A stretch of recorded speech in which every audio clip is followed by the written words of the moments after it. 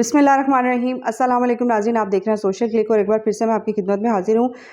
पिछले दिन पिछले रोज़ मैंने एक वीडियो अपलोड किया और आप सब ने देखा होगा कि कुछ दिनों से सोशल मीडिया पे काफ़ी एक वीडियो वायरल हो रही है कि एक सगे बाप ने अपने 11 साला बेटे को अपने ही हाथ से कत्ल किया और छुरी की मदद से उसका गला काटा और बहुत ही अफसोसनाक वाक़या पेश आया। इससे पहले कभी मैंने ऐसा वाक़या नहीं देखा कि इस तरह बेदर्दी से एक सगे बाप ने अपने बेटे को, अपने ही बेटे को, और वो भी इकलौते बेटे को, 11 साल के बेटे को जो है अपने हाथ से मारा हो। इसी हवाले से कुछ ऑब्ज़र्वेशन भी है मेरी, और एक तो बहुत अफसोसनाक बात है कि मैंने वीडियो अपलोड की और कमेंट्स में जाके लोग इस तरह की बातें कर रहे हैं कि मुझे अफसोस के साथ जो है ना बात भी करनी पड़ रही है, और उन्हीं बातों के बारे में कुछ मैं डिस्कस भी करने वाली हूँ।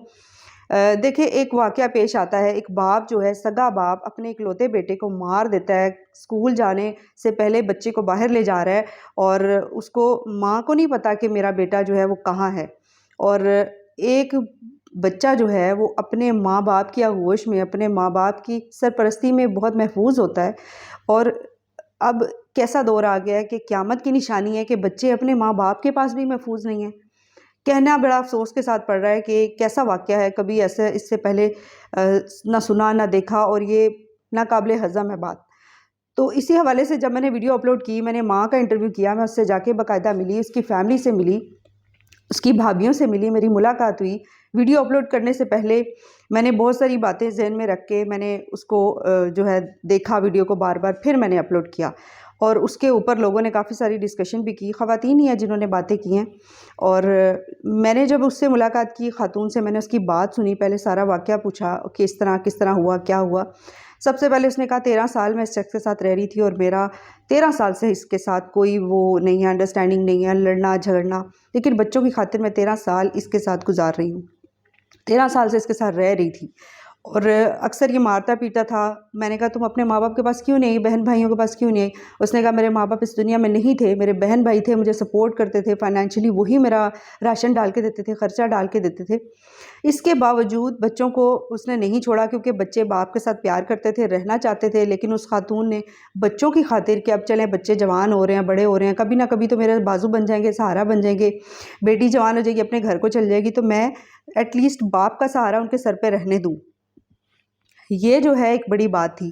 देखिए, जब एक औरत घर बसाना चाहती है, रहना चाहती है, ऐसे शख्स के साथ जो उसको दिन रात मारता पीटता है, उसके साथ जुल्म तशद्दुद करता है, फिर भी वो उसके साथ रहने को तैयार है, तो इट मीन्स कि वो अपना घर बसाना चाहती है, अपने बच्चों की खातिर उसके साथ रह रही है। आपने इंटरव्यू में देखा होगा, मेरी जो इस वीडियो से पिछली वीडियो, उसमें आप देख सकते हैं कि खातून के चेहरे पे किस कदर दुख है, गम है। उसके चेहरे पे कोई खुशी नहीं है, उसके चेहरे पे कोई खुशहाली नहीं है, उसके चेहरे पे कोई ऐसी बात नहीं है जो एक खुशहाल और एक अच्छे घराने की औरत के चेहरे पे होती है।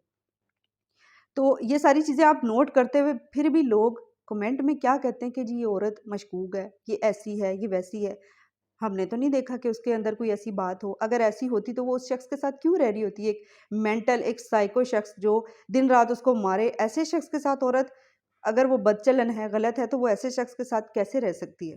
मैंने उसके पास कोई ऐसी सहूलत नहीं देखी, मैंने उसका कोई ऐसा लाइफ़स्टाइल नहीं देखा। मैंने उसके बहन-भाइयों से बात की, उन्होंने मुझे बताया कि इसके बच्चों को हम पाल रहे हैं, इसके घर का खर्चा हम चला रहे हैं।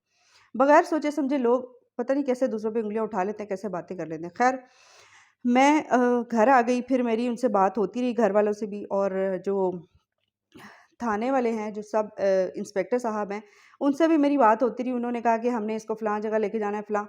अच्छा, एक बड़ी बात ये है कि मैं यहाँ पर किसी के ऊपर तनकीद नहीं कर रही, ना मैं किसी के ऊपर उँगली उठा रही हूँ, ना मैं किसी को बुरा कह रही हूँ। लेकिन एक बहुत बड़ी एक पॉइंट है, बहुत बड़ा, जो मुझे बड़ा अजीब लगा कि हमारे ही कोलीग, जो हमारे ही यूट्यूबर हज़रात हैं या बहन-भाई हैं, जो बड़ा अच्छा काम कर रहे हैं, बड़ा ऑथेंटिक काम कर रहे हैं, और वो इस केस को लेकर बहुत बड़ी गलतियाँ भी कर रहे हैं।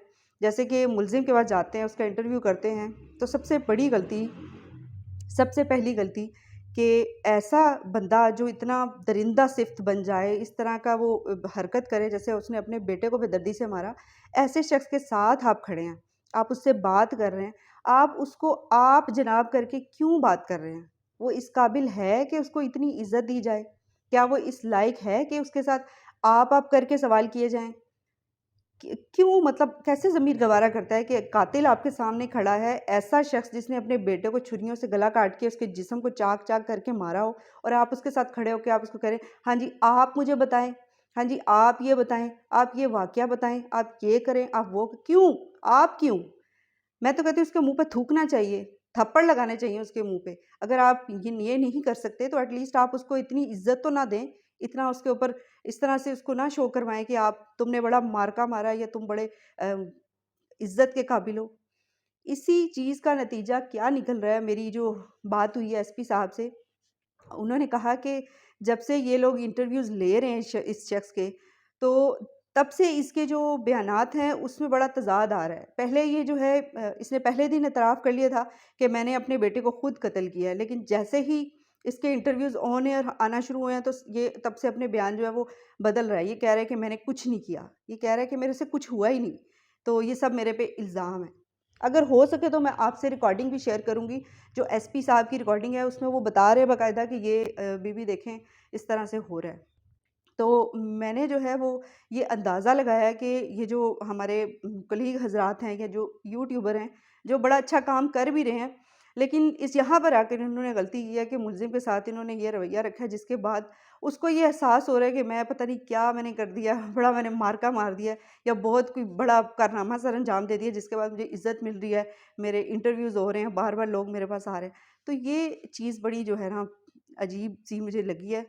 तो इसी के साथ मैं आप लोगों से इजाज़त भी लेना चाहूँगी, और जो लोग कमेंट करते हैं, मैं उन लोगों को कहना चाहूँगी कि प्लीज़ सोच समझ के बात किया करें। अगर आप किसी को नहीं जानते, तो खाली शक्ल देख के अंदाज़ा नहीं लगा लेना चाहिए कि ये सब ऐसा है या ये बंदा जो है वो गलत है, बैड कैरेक्टर का है, बद किरदार है, ऐसा नहीं होता।